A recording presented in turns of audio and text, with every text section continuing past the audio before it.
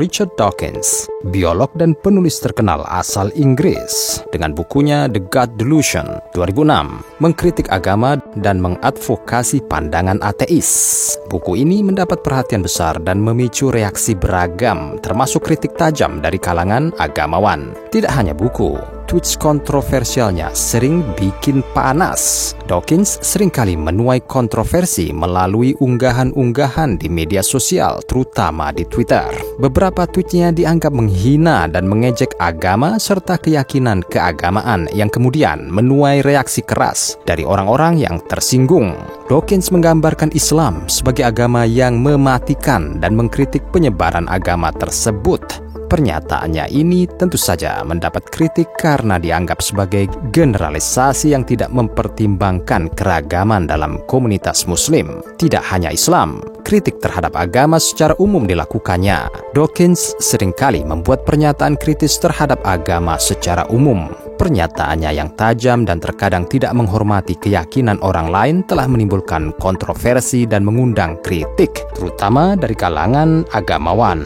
Sedikit berbeda dengan Dawkins, Stephen Hawking, fisikawan teoritis terkenal asal Inggris, lebih lunak dengan agama. Meskipun Hawking memiliki pandangan ateis dan seringkali membahas aspek-aspek keagamaan secara ilmiah, ia juga menghormati kebebasan beragama dan mengakui pentingnya sains dan agama memiliki peran yang berbeda dalam kehidupan manusia. Hawking dikenal lebih banyak karena kontribusinya dalam bidang fisika, kosmologi, dan popularisasi sains daripada kontroversi yang mungkin terjadi sepanjang karirnya. Beberapa ilmuwan tidak hanya gerah dengan agama, namun juga dengan spiritualitas apapun. Misalnya Carl Sagan, astronom, astrofisikawan, dan penulis asal Amerika Serikat yang terkenal dengan seri dokumenter televisi Cosmos, sering mengungkapkan pandangan skeptisnya terhadap agama dan keyakinan supernatural.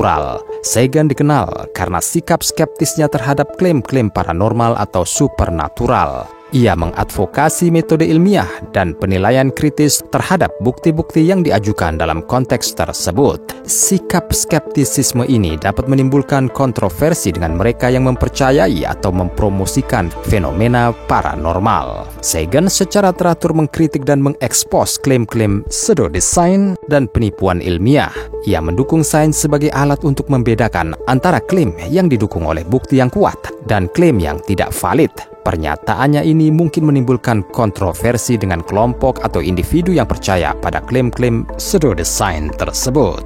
Salah satu karya terkenal Sagan adalah novelnya Contact, yang kemudian diadaptasi menjadi film. Karya tersebut menggambarkan hubungan antara ilmu pengetahuan dan agama serta mencoba mengeksplorasi pertanyaan-pertanyaan metafisika. Beberapa elemen dalam cerita dapat menimbulkan kontroversi atau reaksi beragam dari kalangan agamawan yang merasa terganggu oleh pandangan Sagan. Meskipun Sagan terkadang menuai kontroversi terkait pandangannya tentang fenomena paranormal atau agama, peran utamanya adalah sebagai seorang peneliti dan pengajar sains yang berkomitmen. Ia dihormati karena kontribusinya dalam menjelaskan sains kepada masyarakat umum dan mempopulerkan pemahaman tentang alam semesta melalui seri televisi Cosmos yang mendapat sambutan luas. Kenapa banyak ilmuwan tidak suka agama? Sepertinya kurang tepat untuk mengatakan bahwa banyak ilmuwan tidak suka agama. Pendapat dan sikap terhadap agama sangatlah bervariasi di kalangan ilmuwan, sama seperti dalam masyarakat pada umumnya. Beberapa ilmuwan sangat religius dan melihat agama sebagai sumber inspirasi dan panduan etika dalam pekerjaan mereka. Sementara itu, ada juga ilmuwan yang tidak memiliki keyakinan agama atau mungkin bahkan skeptis terhadap aspek-aspek tertentu dari agama. Ada beberapa faktor yang dapat menjelaskan mengapa beberapa ilmuwan mungkin memiliki pandangan yang lebih skeptis terhadap agama. Pertama, metode ilmiah. Ilmuwan didasarkan pada metode ilmiah yang mencari pemahaman tentang dunia berdasarkan observasi, eksperimen, dan analisis yang objektif. Pendekatan ini berbeda dengan pendekatan keagamaan yang seringkali melibatkan keyakinan yang tidak dapat diuji secara empiris atau berdasarkan bukti yang diterima secara umum. Perbedaan ini dapat menyebabkan beberapa ilmuwan merasa sulit untuk menyatukan cara pandang mereka yang didasarkan pada bukti dan metode ilmiah dengan keyakinan agama. Kedua, konflik dengan penafsiran literal. Beberapa ilmuwan mungkin menghadapi konflik antara penemuan ilmiah dan penafsiran literal terhadap teks-teks agama. Beberapa aspek teks-teks agama mungkin bertentangan dengan penemuan ilmiah, seperti teori evolusi atau usia alam semesta yang berumur miliaran tahun. Dalam kasus ini, beberapa ilmuwan mungkin lebih memilih untuk mengikuti bukti dan penemuan ilmiah yang telah terverifikasi daripada penafsiran agama yang bertentangan. Ketiga, pengalaman pribadi dan lingkungan akademik. Ilmuwan sering terlibat dalam komunitas akademik yang berpusat pada penelitian, analisis, dan pemikiran kritis. Lingkungan ini seringkali menekankan rasionalitas dan skeptisisme terhadap keyakinan tanpa dasar empiris. Selain itu, pengalaman pribadi dengan agama atau pengalaman negatif terhadap agama tertentu juga dapat mempengaruhi pandangan seseorang terhadap agama. Meskipun ada ilmuwan yang skeptis terhadap agama, ada banyak ilmuwan yang juga memiliki keyakinan agama yang kuat. Keyakinan atau ketidakpercayaan terhadap agama adalah masalah pribadi dan kompleks yang dipengaruhi oleh berbagai faktor. Salah satu contoh ilmuwan yang sering dikutip sebagai contoh ilmuwan yang awalnya berpandangan ateis namun kemudian mempercayai adanya Tuhan adalah Antony Flew. Antony Flew adalah seorang filsuf Inggris yang dikenal sebagai salah satu pendukung ateisme yang kuat pada abad ke-20.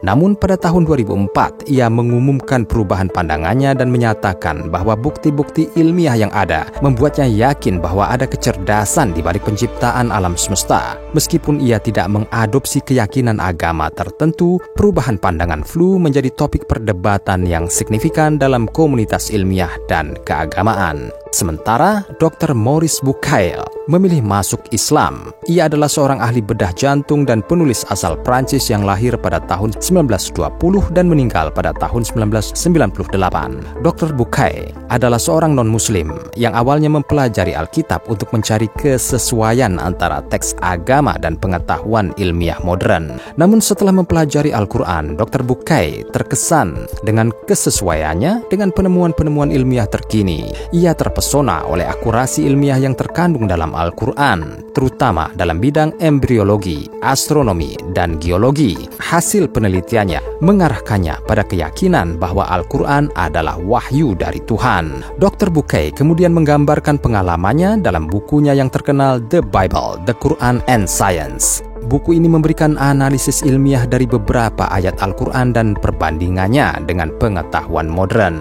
Perubahan keyakinan Dr. Bucaille menjadi Muslim setelah mempelajari ilmu pengetahuan dan menemukan kesesuaian antara Al-Quran dan temuan ilmiah merupakan contoh dari banyak perjalanan spiritual yang berbeda-beda. Setiap individu memiliki pengalaman pribadinya dan faktor-faktor yang berkontribusi pada perubahan keyakinan mereka. Tidak ada yang bisa memaksa siapapun termasuk ilmuwan untuk merenung bahwa alam semesta adalah ciptaan Tuhan. Dalam konteks ilmiah, pertanyaan tentang apakah alam semesta adalah ciptaan Tuhan adalah masalah keyakinan dan filsafat, bukan masalah yang dapat diuji secara empiris. Ilmu pengetahuan tidak memberikan bukti definitif yang mendukung atau menggugurkan keberadaan Tuhan. Namun beberapa argumen filosofis telah diajukan untuk mendukung pandangan bahwa alam semesta adalah ciptaan Tuhan.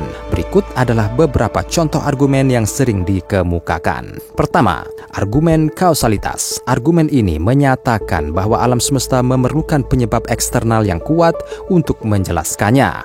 Para pendukung argumen ini berpendapat bahwa Tuhan adalah penyebab pertama yang mendasari asal mula alam semesta.